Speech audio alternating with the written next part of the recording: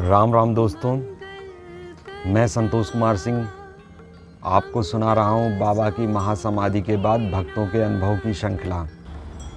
हम में से कई भक्त जब अपने आराध्य या इष्ट की शरणागति होते हैं तो उनके मन में यह भाव होता है कि हमें जो भी दुख कष्ट मिल रहे हैं वह तुरंत समाप्त हो जाएं।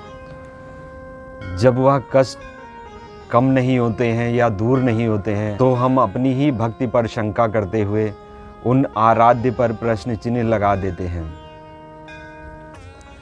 लेकिन हम यह कभी नहीं सोचते कि शायद उनकी ही कृपा से ये दुख और नहीं बढ़ रहे हैं। हमारे प्रारब्ध के फलस्वरूप जो सुख या दुख की प्राप्ति होती है वह हमें भोगना ही पड़ता है। उसे स्वयं ईश्वर भी नहीं काटते हैं, यह विधि का विधान है। तो हमारे मन में यह प्रश्न आता है कि फिर हम उन आराध्य उन प्रभु की भक्ति करते हुए शरणागति क्यों होते हैं। शरणागति होने का पहला प्रमुख कारण है कि हमें अपनी आध्यात्मिक उन्नति करना होता है।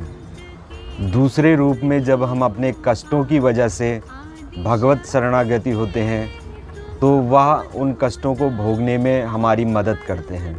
यदि हम इस बात को अच्छे से समझना चाहें तो हमें स्वामी रामकृष्ण परमहंस के जीवन की वह घटना ज़रूर पढ़नी चाहिए जिसमें वह गले के कैंसर के कारण भोजन नहीं ग्रहण कर पाते हैं। बहुत कष्ट से वह भोजन ग्रहण कर पाते हैं।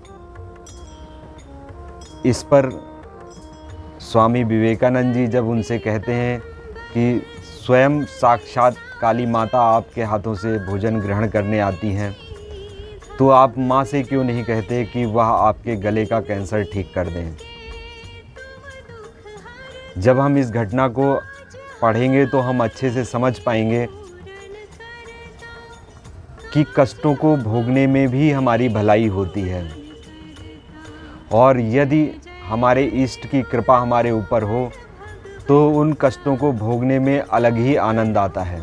आज का जो अनुभव हम सुनेंगे वह स्वर्गीय श्री एस.बी. माथुर जी के जीवन की घटना है।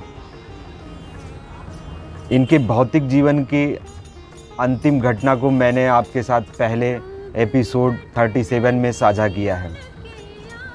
आज का यह अनुभव श्रीमती आभा माथुर कुलश्रेष्ठ जी ने हमारे साथ साझा किया है जो आगरा में रहती है। दोस्तों, यदि अभी तक आपने चैनल को सब्सक्राइब नहीं किया है तो चैनल को सब्सक्राइब कर लें, बेल आइकॉन का बटन दबा दें जिससे आने वाले वीडियो की जानकारी आप तक शीघ्रता से पहुंचे। धन्यवाद। श्रीमती आभा माथुर कुलश्रेष्ठ उन सौभाग्यशाली भक्तों में से हैं जिन्हें बचपन में महाराज जी की गोदी में बैठने का सौभाग्य मिला।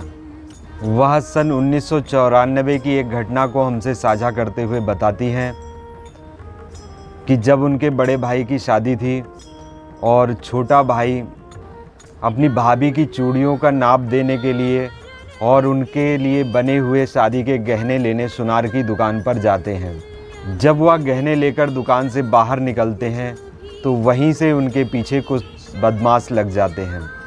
वे बदमाश बहुत ज़्यादा नशे में होते हैं।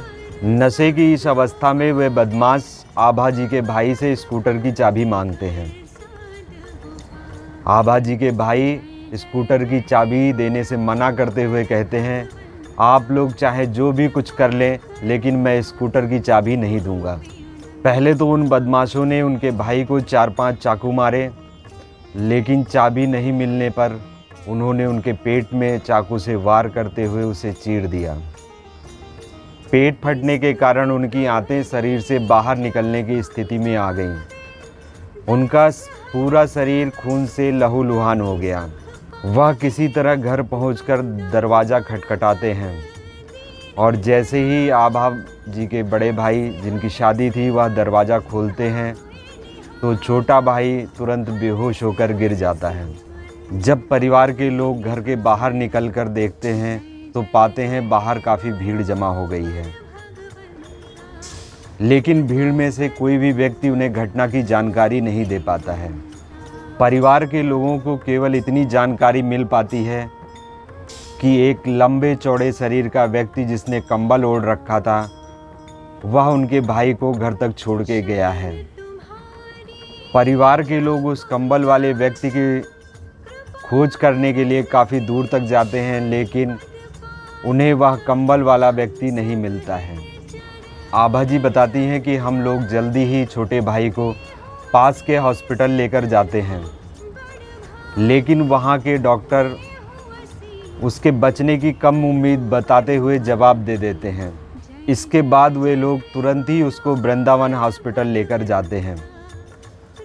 वहाँ भी डॉक्टर उनके बचने की उम्मीद काफ़ी कम बताते हैं। यह सुनने के बाद आभा जी के पिताजी स्वर्गीय श्री एस.बी. माथुर जी महाराज जी से प्रार्थना करते हुए कहते हैं कि महाराज जी अब आपको ही देखना है। इसके पश्चात डॉक्टर जैसे तैसे उनके भाई का इलाज शुरू करने का प्रयास करते हैं। आभा जी बताती हैं कि जब उनके भाई को स्ट्रेचर से हॉस्पिटल के बेड पे लिटाना था तो परिवार के लोगों ने सोचा कि पहले से पड़े हुए बेड पे चादर को बदल दिया जाए।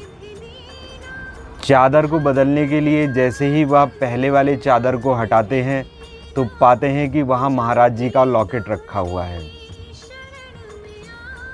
महाराज जी का लॉकेट वहाँ कैसे आया यह किसी की समझ में नहीं आ रहा था, लेकिन परिवार के लोगों को इतना विश्वास हो गया था कि महाराज वहाँ साक्षात उपस्थित हो गए हैं। जिस हॉस्पिटल में वे लोग अपने भाई को इलाज के लिए ले गए थे वह हॉस्पिटल बहुत ही महंगा था। वहाँ इलाज करा पाना परिवार की स्थिति में नहीं था, लेकिन उस समय उनके भाई को बचाने के लिए परिवार के पास कोई दूसरा ऑप्शन नहीं था। ऑपरेशन शुरू करने से पहले डॉक्टर साहब उनके पिताजी के पास आते हैं और उनसे 20,000 रुपये जमा कराने के लिए कहते हैं। चूँकि 1994 में उनके परिवार के लिए 20,000 रुपये की रकम बहुत बड़ी थी, इसलिए उनके पिताजी इस सोच में पड़ जाते हैं कि इन पैसों की व्यवस्था कहाँ से की जाए। अभी वह उन डॉक्टर के सामने खड़े इस परिस्थिति पर विचार कर ही रहे थे कि तभी दूसरे डॉक्टर वहां आते हैं और कहते हैं हम जल्दी ही ऑपरेशन शुरू कर रहे हैं, क्योंकि बच्चे के बाबा आए थे और वह फीस की रकम 20,000 रुपये जमा करा गए। तुरंत ही इलाज शुरू किया जाता है और इलाज शुरू होने के पश्चात कुछ दिनों में उनके भाई ठीक होकर घर आ जाते हैं। स्वर्गीय एस.बी. माथुर जी महाराज जी के अनन्य भक्त रहे।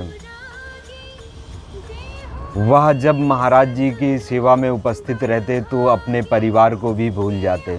महाराज जी की शरणागति होने के बाद उन्होंने अपने आप को महाराज जी को सौंप दिया। जब कोई भक्त पूर्ण समर्पण भाव से अपने आप को अपने इष्ट के प्रति समर्पित कर देता है तो वे इष्ट, वे आराध्य एक ड्राइवर की भांति उसके जीवन को संचालित करते हैं। तो मिलते हैं दोस्तों अगले एपिसोड में महाराज जी की किसी अन्य लीला के साथ। जय महाराज जी, जय श्री राम।